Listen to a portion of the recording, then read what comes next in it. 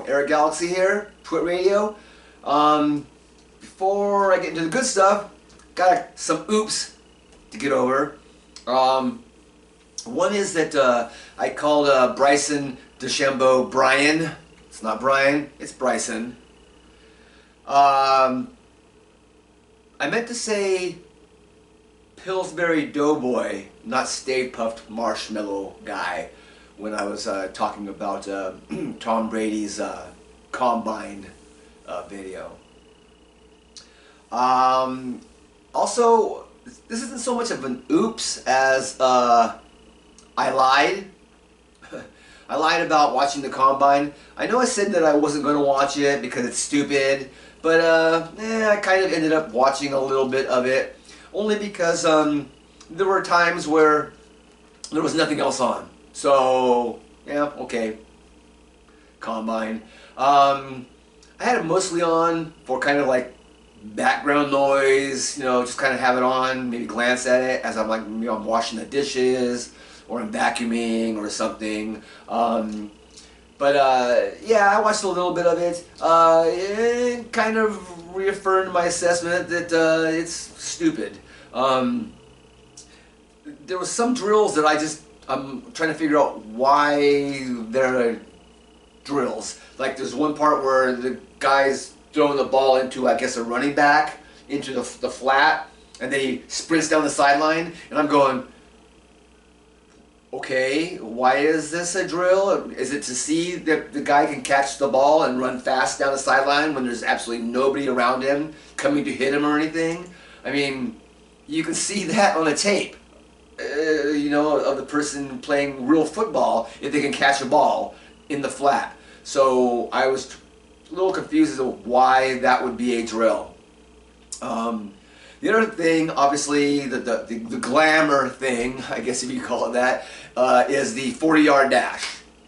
And they had some guy on there who ran a 4.2 40-yard dash, and everybody's like, oh, I'm freaking out, oh my god, that guy's so fast. And I'm like, okay, so he runs fast. I mean, can he catch a ball?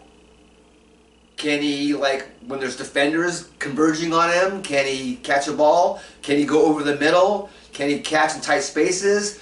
Because just because you can run a 4.2 and you're fast doesn't mean you're going to be a good football player. I mean, there's plenty of football track athletes that played football. And I don't think any of them are in the Hall of Fame or had great careers, other than probably Bob Hayes from the Dallas Cowboys back in the 60s, who won a gold medal in the Olympics running the 100-yard dash. So, I mean, so anyways, but once again, it's just basically a bunch of guys running around in shorts, in shirts, you know, doing drills that there's no football players, there's no game going on, and nobody's wearing pads or trying to hit you or anything. You're just running around doing stuff. So, once again, it's a stupid thing.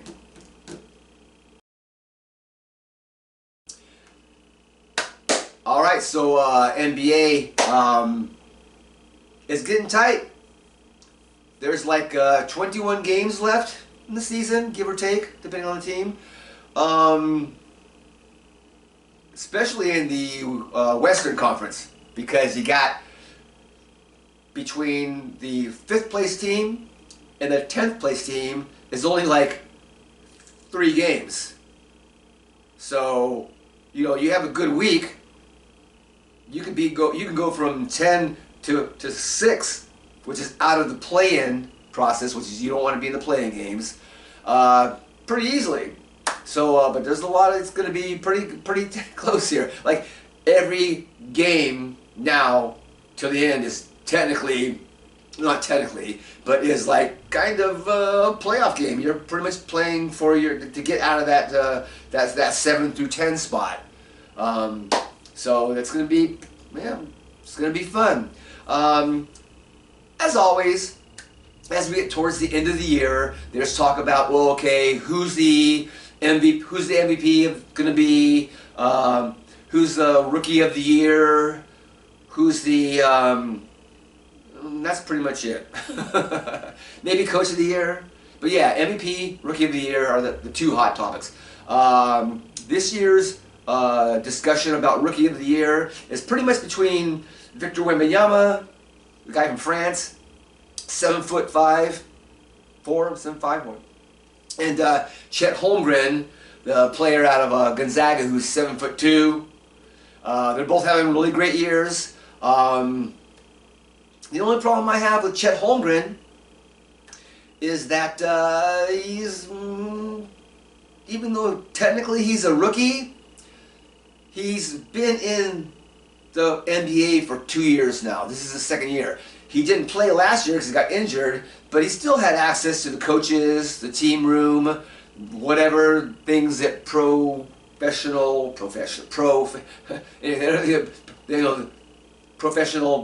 basketball team in the NBA can offer you or give you or have at your disposal.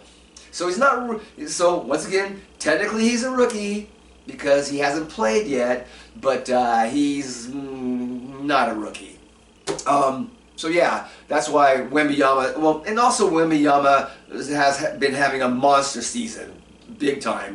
Blocks, and I think he's already had several NBA firsts. So yeah, Victor Wembanyama is the guy. It kind of reminds me of when Japanese players come over to the United States to play Major League Baseball.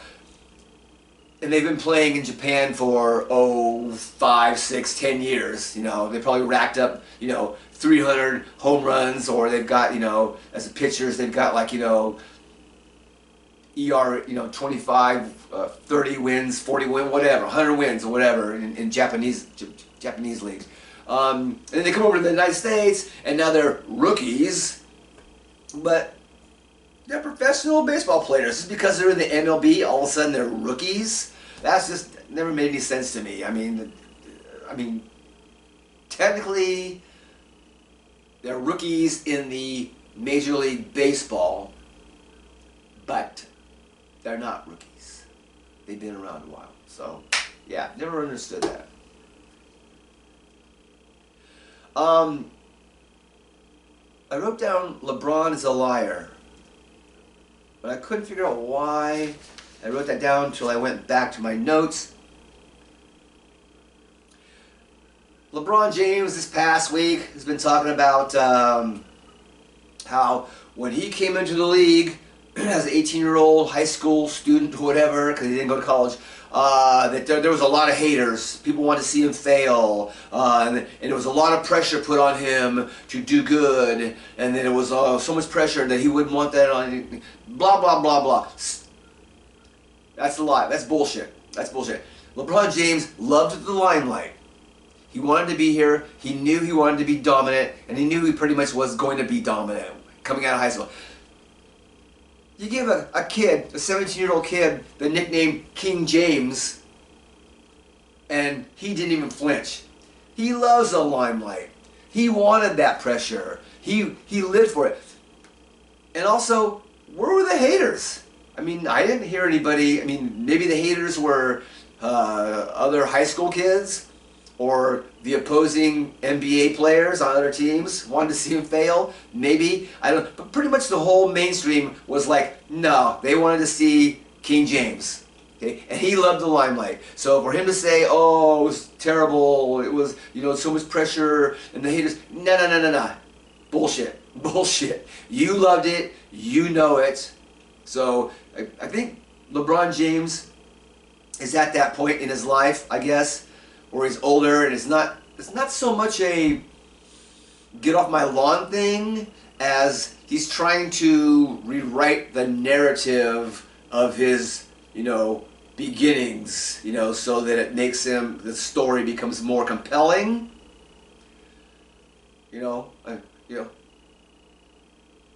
What's that line from The Jerk? Steve Martin, I was born a poor black child. So it's kind of like that. I mean, although he was born a black child, but that's besides the point. What I'm getting at is that he's trying to change the narrative. of his beginnings to make it more, ooh, yeah, right, LeBron James went through all that turmoil. He didn't. He loved it. He knows it. Get over it. All right, so the other basketball news this week, in the NCAA, Caitlin Clark finally passed Pete Maravich for the all-time scorer in Division I basketball history. Once again, Pete Maravich only played 3 years because you couldn't play varsity as a freshman. He averaged 44 points per game, and he played when there was no three-point shot. So, yeah, so she passed him as Division I all-time, but let's face it, once again, women's basketball, men's basketball, same sport, not really played the same though. So a lot of people are like, oh my God, she passed Pete Maravich. It's not the same. It's not the same. Oh, she's the GOAT. She's the GOAT.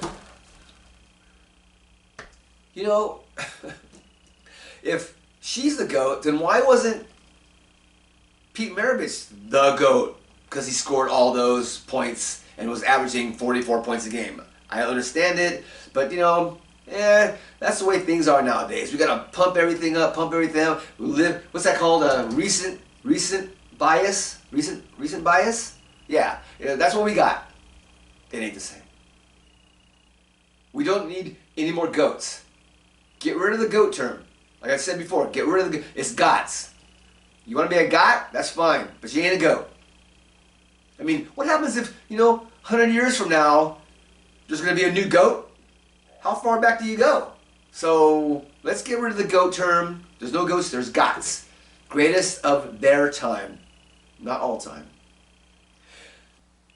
Speaking of GOATs, we got a lot of unicorns. Remember when there was a time where a unicorn was this magical, mythical creature that no one could ever spot really? But nowadays, it seems like in sports, there's all kinds of unicorns, especially in basketball. They're around all the time. That guy's a unicorn. Oh, she's a unicorn. Oh, he's a unicorn. More unicorns. We got a lot of unicorns. So, that's okay, right? But no GOATs. No more GOATs. Unicorns. All right, so 2 things real fast here. One is silent reporters in NBA games. Shut up. Shut up. I'm watching the game. If you want to say something in between plays or whatever, while somebody's shooting free throws or whatever, that's fine. But you know what? You got 10 seconds. Say your shit in 10 seconds and then stop talking, because I'm trying to watch a game and your incessant babbling is like distracting. The good ones know how to do it, and they know when to shut up and when to talk. So, come on, guys. It's trying to watch the game. Trying to watch the game. The second thing is during that commercial with Draymond Green and his daughter.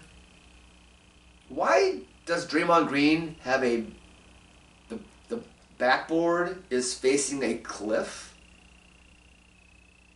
I mean, who does that?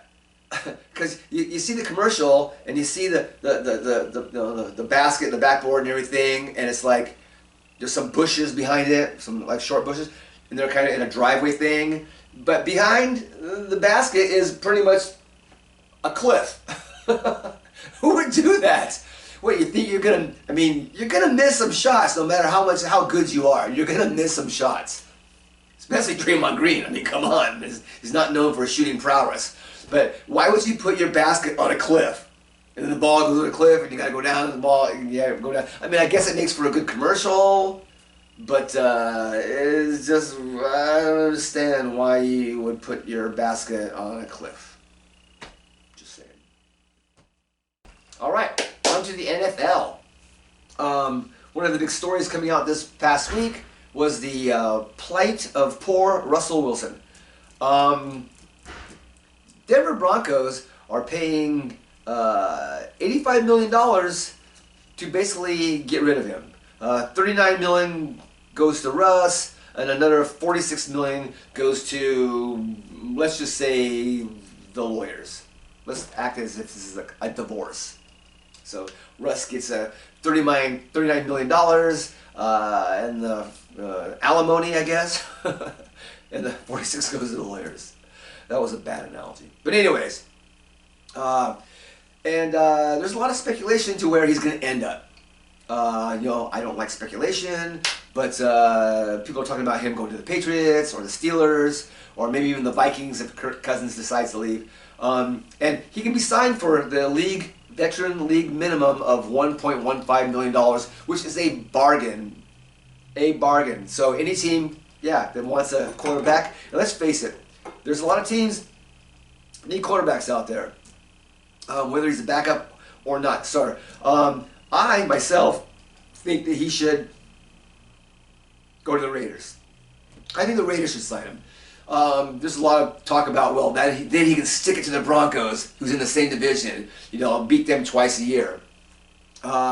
Which is kind of like, well, okay, I guess if he beats them, but once again, win-loss records are not a QB stat, so they say. Until they are. Until they make your point. But anyways, I think he should go to the Raiders. There's a lot of people saying that he's washed up. His skills have diminished. But you know who else skills had diminished and was considered washed up? They went to the Raiders. Jim Plunkett. Jim Plunkett, who won 2 Super Bowls with the Raiders and was MVP of one of the games. So, I mean, can history repeat itself? We'll see. So, special teams coaches from around the league got together a few weeks ago to discuss, come up with their own plan for the kickoff rules. The kickoff rules have been kind of like fudged around lately the last couple of years, and apparently nobody's really happy with the way they are. So special teams coaches came up with their own ideas about this. I mean, there had been talk about abolishing the kickoff altogether. And then there was talk about using the XFL kickoff rules, which a lot of people did not like, calling it junk and crap and whatever. I saw the new proposed kickoff rules, and they're pretty much about 75% XFL. Players line up on different yard lines than in the XFL, and instead of having to wait for the receiver to catch the ball before you can move, now there's a thing called the target zone, where once the ball crosses the target zone, then the teams can move. I wonder how they're going to do that, because so the ball's in the air, it hits the target zone, now the players can move. But how do they know that ball in the air has hit that target zone? Is there going to be like lasers? Or they're going to have special scopes? Or maybe like that television thing where you have the yellow yard line first down marker? I don't know. Because once that ball's crossed that, is it going to be all of a sudden laser, bells and whistles, sirens go off? It'll be like rollerball. Yeah, rollerball. Let's do that. But anyways, so I'm really curious on how they're going to know that the ball has hit that target zone in the air. Another one of the parts of the rules is if the ball lands in the target zone and then bounces into the end zone, then the ball comes out to the 20-yard line. Whereas if the ball is kicked into the end zone through the target zone, the ball comes out to the 35-yard line. Anyways, I'm just curious about the whole, as the ball is in the air, how they're going to track that and know that it hit that target zone. Let me check on that. Also, they came up with some ideas for onside kicks because, as we all know, onside kicks are they're pretty lackadaisical these days because of the rules. And I think what they say only like 2% of onside kicks actually work. So they came up with the idea now where they're going to do unbalanced. They're going to go back to the unbalanced line, which you couldn't have in previous years. And also, apparently, you can only try an onside kick if it's a fourth quarter and you are behind, which is usually what happens anyways, right? And then you have to announce that you're doing an onside kick, which is like, I mean, come on, it's a fourth quarter and you're behind, and there's like, you pretty much, and you also you do an unbalanced line, you pretty much know that onside kick is coming. So I think it's kind of funny that you have to announce it. I mean, you're pretty much announcing it by the way you're lining up, and it's you're behind. And what happens if you fake it? What if you say, oh, we announced we're going to do an onside kick, and then you don't? And then you kick the ball all the way down, and you got all these guys just running down the field, to get the ball. Because the kicker's placing the ball in that target zone. I mean, what happens then? That definitely would change the way, the scheme of things with the special teams coaches. But it'll be interesting to see if any of these rules are actually implemented, because right now they're just, on the drawing board. So we'll see. So college football playoffs is talking about going to 14 teams, even though we haven't even done the 12-team thing yet. Come on, let's face it, it's all about money, right? The weird thing about this one now is that certain conferences will have guaranteed spots in the playoffs. So, which I don't know why that is, just because the conferences they're talking about are pretty much going to have probably those spots anyways, regardless if they're guaranteed or not. Some people call this the ruination of college football. I prefer to call it evolution. We might not, old school guys like me, we might not like it so much, but you gotta kind of accept that that's the way it's going. So, is it ruination? No, I don't think so. It's evolution, because let's face it, the star players on other teams, when they're playing against each other, are going to bring in the viewers. Doesn't really matter. I mean, sure, it was always good to have conference rivalries, but now you're going to have new rivalries. Sure, it's not going to happen probably during the regular season. It's more of going to be a playoff thing. But if you're going to have 14 teams in the playoffs, heck, why not?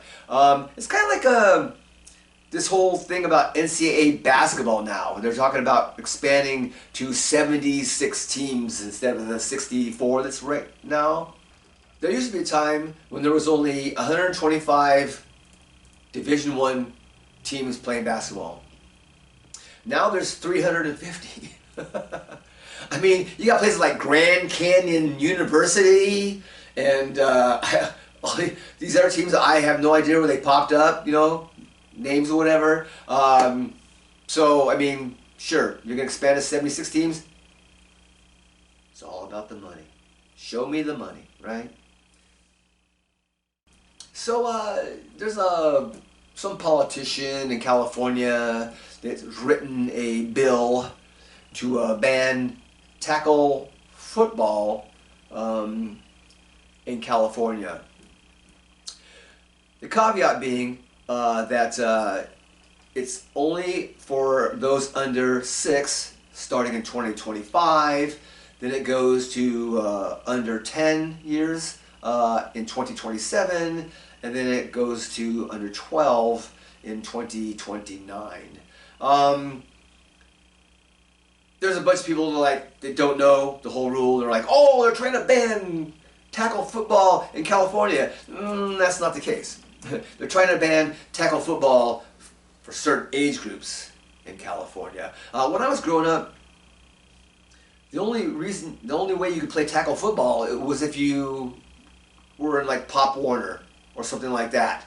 I'm not sure of the age limit for Pop Warner back in the 60s and 70s, but I know I wasn't playing. I know that in school, in elementary school and junior high school, you played flag football. That was it. You didn't play tackle football until you got to high school. Even though before that, me and my friends would get out there on a muddy, on a muddy field, sometime in October or November or whatever, and we play tackle football, no helmets, no pads, no nothing. And it's amazing that nobody, I think maybe one guy got hurt, got an elbow, something or other happened. But other than that, it was like, yeah, we were out there playing tackle football when we were like 10, 11 years old. So, but there's a lot of talk about how playing tackle football under a certain age leads to more, degenerative brain issues or whatever. The bill didn't get passed. It got struck down. But, in the future, maybe somebody might say, you know what, let's make a compromise so that it's not for under 12. Maybe it just goes to the under 10 thing or something. But anyways, people are saying that California is trying to ban tackle football. Well, you need to give the rest of the story out. You just can't say they're trying to ban tackle football because there's actually layers to that. So, yeah. All right, so let's get into my shorts. Have you heard about the steroid Olympics? Well, it's not called that. It's actually called the Enhanced Games or whatever. And some guy, some billionaire in Silicon Valley, Peter Thiel was his name. Guess he did PayPal and Facebook stuff or whatever. Made a lot of money. Says he wants to have an Olympic-style games where you can take steroids, you can do whatever you want. You can do whatever you want. If you want to smoke pot, you want to do cocaine, meth, whatever, you can do whatever you want. Well, probably not cocaine or meth because that would be illegal. But anything that's not illegal, you can do that. And it's all out. And I thought that's pretty funny. I mean, I would love to see this. I would love to see, because, how far is it going to go? How far is it going to go? Like, it's like all of a sudden you got people just like shooting up, whatever to get, and you get these people that are probably too old to be doing it, but now it's like, hey, if I shoot up enough steroids so that I can get, now it'll be like a Jurassic Park, not Jurassic, Jurassic, like geriatric park. It'd be like, people will be like, and they'll be in cages and stuff and everything, trying to get out. I know that's overblown, but still, it's kind of funny. They're going to be doing this enhanced, and apparently there's a lot of money behind it. There's a lot of people that are billionaires that are like, yeah, let's do this. So that'll be interesting to see what happens. Steroid Olympics. I'm not a big fan of anime. I mean, if I'm going to watch cartoons, I'd rather watch, something in the vein of like the old Bugs Bunny cartoons or whatever, old Warner Brothers stuff. Or maybe, nowadays you got like Rick and Morty and Bob's Burgers, stuff like that. Anyways, but the anime McDonald's commercial, yeah, it's kind of cool. I mean, I wonder how come it took them so long to do it. But yeah, I'm down with it. Even though I don't do McDonald's anymore.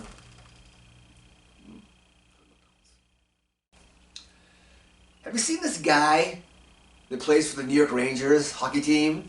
His name's Matt Rempe. I don't know. He's 6'7", 21 years old, and his whole thing is fighting. He just goes out there and fights.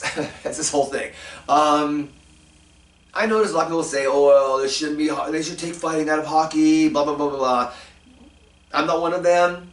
It's part of the fabric, the culture of hockey. I have no problem with it. They have changed it somewhat where you can't do certain things in fighting in the hockey. You can't have mass brawls on, where everybody's fighting everybody, a la the Hansons from Slapshot.